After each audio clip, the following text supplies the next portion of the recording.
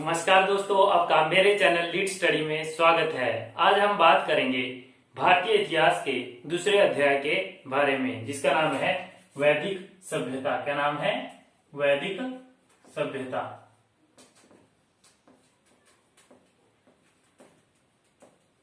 तो चलिए शुरू करते हैं। सबसे पहले हम जानेंगे कि वैदिक सभ्यता का कार्यकाल क्या था। तो वैदिक सभ्यता का कार्यकाल था 1500 बीसी से लेकर 600 बीसी तक जो है वैदिक सभ्यता का कार्यकाल रहा। ठीक है, तो सबसे पहले देखते हैं हम वैदिक वर्ड को। वैदिक जो वर्ड है, वैदिक जो शब्द है, यह किससे बना है? वेद शब्द से बना है। वैदिक शब्द जो है वेद शब्द से बना है, जिसका अर्थ होता है ज्ञान। तो वैदिक जो शब्द है यह वेद शब्द से बना है, जिसका अर्थ होता है ज्ञान। तो अब हम जानेंगे कि वेदों की रचना किसने की थी। वेदों की रचना किसने की? यहाँ पे वेद शब्द आया तो हम जानेंगे कि वेदों की रचना किसने की। तो वेदों की रचना की आर्यों ने। किसने की? आर्यों ने। और आर्य का मतलब होता है श्रेष्ठ। अब हम जानेंगे कि आर्य जो थे उन्होंने भारत में कहां से प्रवेश किया था। तो हम जानेंगे कि आर्य का मूल निवास क्या था, निवास स्थान क्या था। ठीक है, आर्य जो थे भारत में कहां से आए थे। तो इस विषय में अलग अलग इतिहासकारों ने अपने अपने व्यूज रखे हैं। तो सबसे पहले मैक्स मुलर के अनुसार, किसके अनुसार? मैक्स मुलर के अनुसार आर्य जो थे वे मध्य एशिया से आए थे। कहां से आए थे? आर्य जो थे वे मध्य एशिया से आए थे। अब यदि बात करें बाल गंगाधर तिलक की, तो इन्होंने बताया कि आर्य जो थे वे आर्कटिक क्षेत्र से आए थे। कहां से आए थे? आर्कटिक क्षेत्र से आए थे। तीसरे नंबर पर संपूर्णानंद, इसने संपूर्णानंद ने बताया कि आर्य जो थे यूरेशिया से आए थे। कहां से आए थे? यूरेशिया, दैट इज आलस पर्वत, वहां पे आलस पर्वत से आए थे। और चौथे स्थान पर आते हैं दयानंद सरस्वती जी।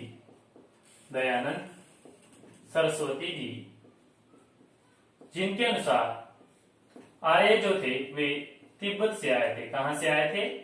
तिब्बत से आए थे। तो सबसे पहले मैंने आपको क्या बताया कि वैदिक सभ्यता जो है इसका जो कार्यकाल है 1500 से लेके 600 बीसी तक रहा। अब हम जानेंगे कि वैदिक शब्द का अर्थ क्या होता है। वैदिक जो शब्द है यह वेद शब्द से निकला है, जिसका अर्थ होता है ज्ञान। वेदों की जो रचना है वह किसने की? आर्यों ने। आर्य का मतलब होता है श्रेष्ठ। ठीक है, अब आर्य भारत में कहां से आए थे? तो आर्य जो थे भारत में मैक्स मुलर के अनुसार मध्य एशिया से, बाल गंगाधर तिलक के अनुसार आर्कटिक क्षेत्र से, संपूर्णानंद के अनुसार यूरेशिया से, दयानंद सरस्वती के अनुसार तिब्बत से आए थे। जिसमें से मैक्स मुलर का जो तथ्य है इसको जो है सही तथ्य माना जाता है। अब जब ये मध्य एशिया से आए तो भारत में कहां पर पहुंचे? तो भारत में ये सर्वप्रथम कहां पे पहुंचे थे? सप्त सिंधु नामक स्थान पर पहुंचे थे। आर्य जो थे भारत में सर्वप्रथम जो है सप्त सिंधु स्थान पर निवास किया था इन्होंने भारत में आकर। अब बात करते हैं वैदिक सभ्यता की। तो इसे जो है दो भागों में विभाजित किया गया है। ठीक है, एक आ गया आपका पूर्व वैदिक काल और दूसरा आ गया उत्तर वैदिक काल। यदि बात करें पूर्व वैदिक काल की तो इसका जो कार्यकाल रहा यह 1500 बीसी से लेके 1000 बीसी तक रहा। और यदि बात करें उत्तर वैदिक काल की तो इसका जो कार्यकाल है 1000 बीसी से लेके 600 बीसी तक रहा। कहां तक रहा? उत्तर वैदिक काल जो है 1000 बीसी से लेके 600 बीसी तक रहा। अब हम बात करेंगे पूर्व वैदिक काल के बारे में। किसके बारे में? पूर्व वैदिक काल के बारे में। तो यह कब से कब तक रहा? सबसे पहले तो यह रहा 1500 बीसी से लेके 1000 बीसी तक जो है कौन सा काल रहा? पूर्व वैदिक काल। इसमें क्या हुआ? इसमें जो है ऋग्वेद की रचना की गई। किसकी रचना की गई थी? ऋग्वेद की रचना की गई थी। तो एग्जाम में पूछा जाता है कि ऋग्वेद की रचना जो है किस काल में की गई थी? तो पूर्व वैदिक काल में जो है ऋग्वेद की रचना की गई थी। अब हम जानेंगे अन्य जो 3 वेद थे उनकी रचना किसमें की गई थी? उत्तर वैदिक काल में की गई थी। तो उत्तर वैदिक काल में किस किस वेद की रचना की गई थी?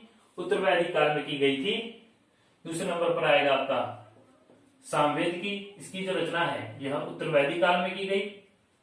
तीसरे नंबर पर आता है यजुर्वेद। इसकी जो रचना है यह भी कब की गई? उत्तर वैदिक काल में की गई।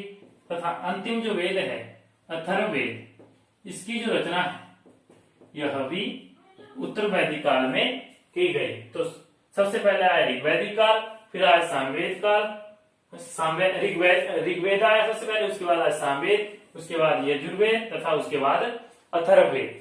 तो अब हम इनके बारे में एक टेबल के तौर पर इन चारों को लर्न करेंगे, ठीक है। तो सबसे पहले हम जानेंगे कि इन चारों का संबंध किस किस से है। तो सबसे पहले संबंध के बारे में बात करते हैं। संबंध के बारे में यदि बात करें तो ऋग्वेद का संबंध है चिकित्सा से। किससे है? ऋग्वेद किससे जुड़ा हुआ है? तो यह किससे जुड़ा है? चिकित्सा से जुड़ा हुआ है। यदि बात करें सामवेद की तो यह संगीत से जुड़ा हुआ है तथा इसे जो है भारतीय संगीत का जनक भी किसे कहा जाता है? सामवेद को भारतीय संगीत का जनक भी कहा जाता है। यदि बात करें यजुर्वेद के बारे में, किसके बारे में? यजुर्वेद के बारे में, तो यह यज्ञ और कर्मकांड से जुड़ा हुआ है। किससे जुड़ा है? यज्ञ तथा कर्मकांड से जुड़ा है। यदि बात करें अथर्ववेद के बारे में तो यह जादू टोना तथा वशीकरण आदि से जुड़ा है, ठीक है। तो संबंध किससे है? ऋग्वेद का चिकित्सा से, सामवेद का संगीत से, यजुर्वेद का यज्ञ और कर्मकांड से, अथर्ववेद का जादू टोना और वशीकरण से। अब हम जानेंगे कि ऋग्वेद का पाठ करने वाले को क्या कहा जाता है, सामवेद का पाठ करने वाले को क्या कहा जाता है, यजुर्वेद का पाठ करने वाले को क्या कहा जाता है तथा अथर्ववेद का पाठ करने वाले को क्या कहा जाता है। तो ऋग्वेद का पाठ करने वाले को बोला जाता है होत्री। क्या बोला जाता है? ऋग्वेद का पाठ करने वाले को बोला जाता है होत्री। सामवेद का पाठ करने वाले को बोला जाता है उद्गाता। क्या बोला जाता है? उद्गाता। और यजुर्वेद का पाठ करने वाले को बोला जाता है क्या? अधर्व्यू। क्या बोला जाता है? अधर्व्यू बोला जाता है। किसका पाठ करने वाले को? यजुर्वेद का पाठ करने वाले को। और यदि बात करें अथर्ववेद की तो इसका पाठ करने वाले को बोला जाता है ब्रह्मा। क्या बोला जाता है? ब्रह्मा। इसे जो है ब्रह्मवेद के नाम से भी जाना जाता है। अन्य किस नाम से जाना जाता है? ब्रह्मवेद के नाम से भी जाना जाता है। अब बात करेंगे इनके उपवेद के बारे में। तो इसका जो उपवेद है इसके बारे में बात करेंगे, उपवेद। अब देखिए ऋग्वेद जुड़ा है चिकित्सा से और इसका जो उपवेद है आयुर्वेद। चिकित्सा और आयुर्वेद एक दूसरे से क्या है? संबंध रखते हैं। सामवेद की बात करें तो इसका जो उपवेद है वह है गंधर्व वेद। जैसे कि ये संगीत से जुड़ा है, गीत गंधर्व वेद, ठीक है। यह यज्ञ और कर्मकांड से जुड़ा है और इसका जो उपवेद है वह है धनुर्वेद। तो यजुर्वेद का उपवेद क्या हुआ? धनुर्वेद। और धनुर्वेद किससे जुड़ा है? यह युद्ध कला से जुड़ा हुआ है। और यदि बात करें अथर्ववेद की उपवेद की तो इसका जो उपवेद है वह है शिल्पवेद। क्या है? शिल्पवेद, जो कि भवन निर्माण से संबंध रखता है। किससे संबंध रखता है शिल्पवेद? भवन निर्माण से संबंध रखता है। अब हम जानेंगे कि ऋग्वेद की अन्य विशेषताएं क्या क्या है। तो ऋग्वेद की यदि बात करें इसमें 10 मंडल तथा 1028 श्लोक हैं। क्या है? 10 मंडल तथा 1028 श्लोक हैं, जिसमें से जो तीसरा जो मंडल है उसमें गायत्री मंत्र के बारे में बताया गया है। तीसरे मंडल में क्या बताया है? गायत्री मंत्र के बारे में बताया गया है। यदि गायत्री मंत्र की भी बात करें तो इसे जो है किसके द्वारा लिखा गया है? विश्वामित्र। गायत्री मंत्र को जो है विश्वामित्र के द्वारा रचा गया है। और यह किससे संबंध रखता है गायत्री मंत्र? तो गायत्री मंत्र जो है सूर्य की पुत्री सावित्री देवी की स्तुति में गाया जाता है। किसकी? सूर्य की पुत्री सावित्री देवी की स्तुति में गाया जाता है। अब बात करें सामवेद की विशेषताओं के बारे में, तो इसे जो है भारतीय संगीत का जनक भी कहा जाता है। संगीत का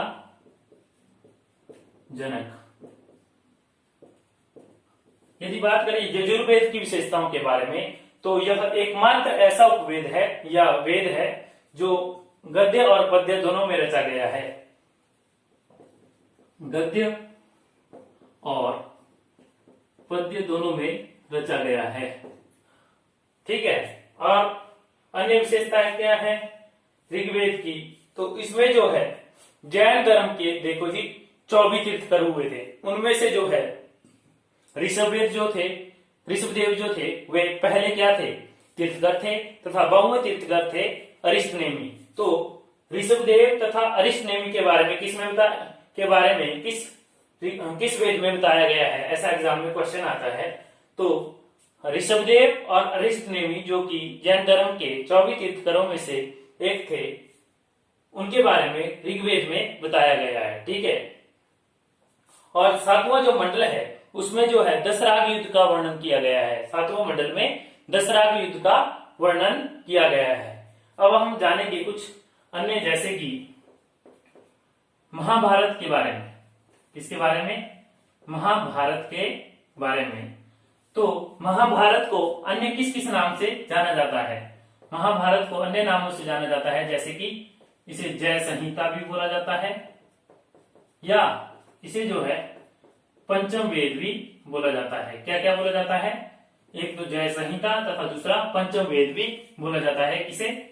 महाभारत को। इसकी महाभारत की रचना किसने की थी? तो वेद व्यास जी ने जो है महाभारत की रचना की थी। अब बात करें रामायण की। किसकी? रामायण की। तो रामायण को जो है आदि काव्य के नाम से भी जाना जाता है। किस नाम से? आदि काव्य के नाम से भी जाना जाता है। ठीक है। और इसकी जो रचना है वाल्मीकि के द्वारा की गई थी। किसके द्वारा की गई थी? वाल्मीकि के द्वारा की गई थी। अब हम बात करेंगे अरण्यक क्या होता है? अरण्यक। अरण्यक की यदि बात करें, इसकी डेफिनेशन समझ लीजिए। जंगल के शांत वातावरण में ली जाने वाली शिक्षा को क्या कहा जाता है? अरण्यक कहा जाता है। तो जंगल के शांत वातावरण में ली जाने वाली शिक्षा, शांत वातावरण कहाँ का? जंगल का। और उसमें ली जाने वाली जो शिक्षा है उसे क्या बोलेंगे? अरण्यक। अब बात करते हैं उपनिषद के बारे में। किसके बारे में? उपनिषद की यदि बात करें तो उपनिषद की यदि बात करें, गुरु के समीप बैठकर ली जाने वाली शिक्षा को क्या कहा जाता है? उपनिषद कहा जाता है। गुरु के समीप बैठकर ली जाने वाली जो शिक्षा है उसे क्या कहते हैं? उपनिषद कहते हैं। उपनिषद कितने हैं? 108 उपनिषद है। कितने उपनिषद है? 108 उपनिषद है, जिसमें जो छांदोग्य जो उपनिषद है, कौन सा? छांदोग्य जो उपनिषद है, इसमें जो है देवकी के पुत्र कृष्ण के बारे में बताया गया है। एग्जाम में पूछा जाता है किस उपनिषद में देवकी के पुत्र कृष्ण के बारे में बताया गया है? तो छांदोग्य उपनिषद में देवकी के पुत्र कृष्ण के बारे में बताया गया है। अब हम जानेंगे पुराणों के बारे में। तो पुराण कितने हैं? 18 पुराण हैं, जिनमें से जो है मत्स्य पुराण जो है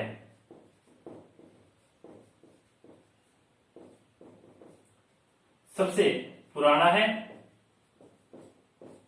ठीक है। मत्स्य पुराण जो है सबसे बड़ा पुराण है तथा इसमें जो है भगवान विष्णु के 10 अवतारों का वर्णन किया गया है।